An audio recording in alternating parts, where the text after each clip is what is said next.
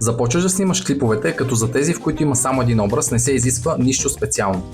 По-интересен е кадърът, в който образите са два. В него първо един образ застава в изходна позиция, като след това, без да изключваш камерата, отиваш и правиш действията на втория образ.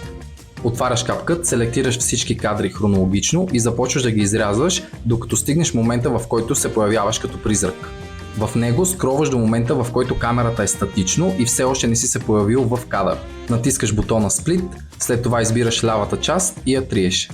После от лентата за инструменти намираш бутона Freeze и това, което прави той е, че създава статична снимка на кадъра, който си избрал. След това селектираш десния клип и избираш бутона Overlay. В Overlay клипа скроваш надясно, докато стигнеш момента, в който се появяваш като призрак. Даваш му Split и триеш лявата част. След това издърпваш клипа до началото на Freeze кадъра и го правиш със същата дължина като него.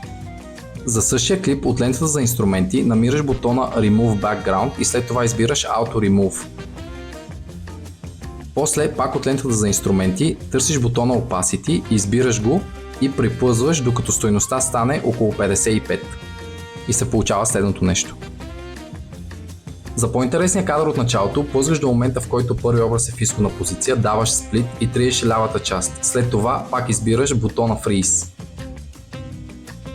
Избираш клипа вдясно на Freeze кадъра, цъкаш Overlay и след това скролваш до момента, в който почва действията на втория образ. Даваш му Split и след това триеш лявата част. Приплъзваш Overlay видеото до началото на статичен кадър, като самия него може да го хванеш вдясно и да го издърпаш, така че да му увеличиш времетраенето. След това избираш Overlay клипа и триеш дясната част, така че да е с еднаква дължина като Freeze кадъра. Пак за Overlay клипа търсиш бутона Opacity, даваш му стойност около 55, даваш експорт и клипа е готов.